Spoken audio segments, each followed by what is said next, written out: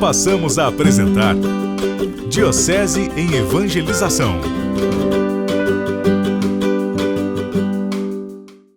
Nesse discurso do Pão da Vida, que é o capítulo 6 do Evangelho de João, em que Jesus, apresentando-se como o Pão da Vida, ele vai novamente lembrar essa intenção do Pai. Esta é a vontade do meu Pai. Toda pessoa que vê o Filho e nele crê, tenha a vida eterna. Essa é a vontade do Pai. Deus não nos cria para sermos condenados. Deus não nos cria para termos a condenação eterna. Deus nos cria para a salvação. Mas sabemos muito bem que para alcançarmos essa salvação é preciso crer no Cristo. E até aqui nós poderíamos dizer, Padre, mas isso é fácil, eu creio, amo Jesus Cristo, pego a cruz, tenho a cruzinha, ponho em casa, amo Jesus. Só que lembra-nos muito bem a palavra de Deus, crer é obedecer. Crer é ouvir a sua voz. Crer, colocar em prática os seus ensinamentos. Crer, professar a fé no Cristo, não é um simples sentimentalismo. Eu amo, eu adoro, Jesus Cristo é tudo na minha vida. Mas se eu não obedeço a sua voz, se eu justamente não coloco em prática os seus ensinamentos, se eu não acolho Cristo com a plenitude daquilo que Ele nos mostra, nós colocamos em risco a nossa salvação. Nós colocamos em risco a eternidade. Padre, estava tão bonito o discurso até agora. Nós corremos o risco de, amando Jesus Cristo, nos perdermos depois e nos condenarmos eternamente. E não é um amor somente de palavras, mas é um amor de colocar prática. É um amor de servir. Me ama, ouve as minhas palavras. Lembramos o próprio Cristo, o seu Evangelho. Quem me ama, ouve. E ouvir a palavra do Cristo, no contexto bíblico, de fato é ouvir e obedecer. Ouvir e colocar-se em movimento para que, como nos lembra o apóstolo Tiago, você me mostra a sua fé sem obras, eu, pelas minhas obras, demonstro a minha fé. Com Tiago, que ainda celebrávamos ontem, como apóstolo, dia 3 de maio. Assim, meus irmãos e minhas irmãs, esta liturgia, por um lado, nos anuncia de forma belíssima aquilo que a teologia chama da vontade universal de Deus. A vontade universal de Deus é de que todos os homens se salvem. Não nos cria para a condenação. Por um lado, essa é uma alegria que inunda o nosso ser, a nossa alma. Mas, por outro lado, também nos questiona e nos interpela essa liturgia, essa palavra. Todo aquele que vê o Filho e nele crê, tem a vida eterna.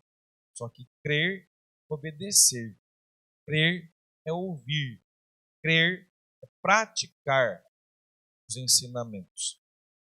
Nós ouvíamos a primeira leitura do livro do Atos dos Apóstolos, até mesmo as consequências daqueles que creram, daqueles que buscaram colocar em prática o seguimento do Cristo, os seus ensinamentos, as suas palavras. Nós ouvíamos os discípulos que saíram para todos os lados depois da ascensão do Senhor e anunciaram o seu evangelho. E ouvíamos como a igreja foi perseguida por causa disso. Os discípulos foram perseguidos por causa disso. Na primeira leitura hoje, no capítulo 8º, o Atos dos Apóstolos, nós chegamos a ouvir como que Estevão foi apedrejado. Estevão foi perseguido. É interessante que nos narra que ali até mesmo estava Saulo. Depois há de tornar-se Paulo. Mas o que nos chama a atenção é justamente, muito embora enxergarmos, luto que toda a comunidade fez por causa de Estevão, nós ouvíamos que aqueles que se tinham dispersado iam por toda parte pregando a palavra. E aqui nós vemos que, até mesmo muito embora nossas fragilidades, nossa pequenez, Deus dela se serve para o anúncio do Evangelho. Sabemos que o sangue dos primeiros mártires foi justamente o sangue que irrigou, fecundou a terra, para que a fé pudesse germinar, brotar e crescer. Por isso, aquilo que é contraditório, contradição para o mundo, que aparentemente seria uma morte, uma perda, nós vimos que na graça de Deus, o quanto não produziu frutos. Morte de Estevão e dos primeiros cristãos. E sabemos que aquilo que para o mundo é glória, aquilo que para o mundo é vantagem, nós sabemos muito bem que no caminho de Deus são coisas passageiras, efêmeras. O caixão nós não levaremos títulos, honras, diplomas, aplausos. Para o caixão nós não levaremos aquilo que conquistamos materialmente ou de personalidade do ano, mas na nossa alma levaremos sim o quanto cremos no Senhor, para que, como Jesus mesmo nos narra o evangelista Mateus, dia possa nos dizer: vinde a mim, benditos de meu Pai, tomai posse da herança que vos foi preparada.